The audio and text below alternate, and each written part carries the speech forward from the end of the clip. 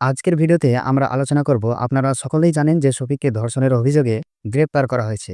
এখন তার পরবর্তী পদক্ষেপ কি হতে পারে সেগুলো নিয়ে আজকে আলোচনা করব। পল্লিগ্রাম টিভির কেন্দ্রীয় চরিত্র প্রাক্তন নায়ক শফিক নাবালিকাকে ধর্ষণের অভিযোগে তাকে গ্রেপ্তার করা হয়েছে। ধর্ষণের মতো একটি জঘন্য অভিযোগে গ্রেপ্তার করা হয়েছে এই ১৭ বছর বয়সী ছেলেটিকে। প্রশ্ন হলো, একজন নাবালক যখন এমন অভিযোগে গ্রেপ্তার হয় তখন তার সঙ্গে আইনি দৃষ্টিতে কি হয়? সে কি জেলে থাকবে নাকি হোমে থাকবে?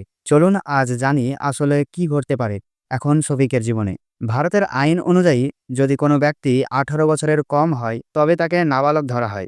আর তার বিরুদ্ধে যদি কোনো বড় অপরাধ যেমন ধর্ষণের মতো অভিযোগ আনা হয় তবে তাকে সাধারণ জেলে না পাঠিয়ে পাঠানো হয় জুভেনাইল হোমে। এই হোমের নাম অবজারভেশন হোম বা রিফর্ম হোম। এখানে শাস্তি হয় ঠিকই, কিন্তু সেটা হয় সংশোধনের মাধ্যমে।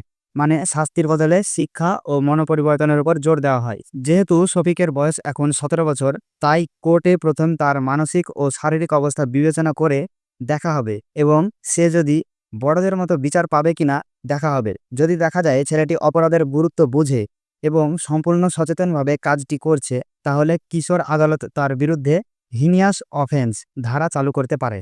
এই ক্ষেত্রে সে কিশোর হলেও বড়দের মতো বিচার পেতে পারে, তবে বিচারাধীন সময় পর্যন্ত তাকে জুভেনাইল হোমে রাখাই হবে বাধ্যতামূলক।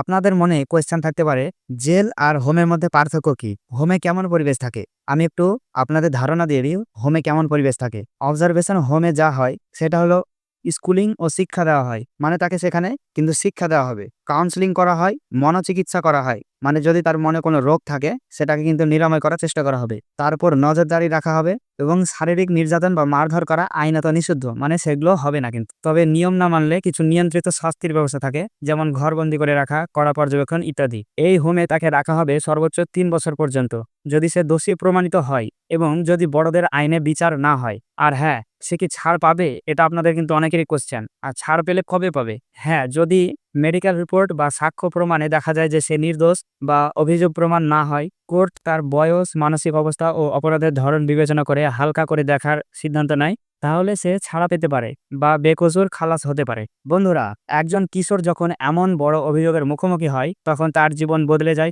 চিরচেনা হাসিমুখের ছেলেটি হয়তো এখন এক ঘোর অন্ধকার সময়ের মধ্যে দিয়ে যাচ্ছে, কিন্তু মনে রাখতে হবে বিচারাধীন অবস্থায় সে এখনো অভিযুক্ত। বিচার শেষ না হওয়া পর্যন্ত কোনো সিদ্ধান্তে পৌঁছানো ঠিক নয়। আসুন আইনকে নিজের কাজ করতে দিই।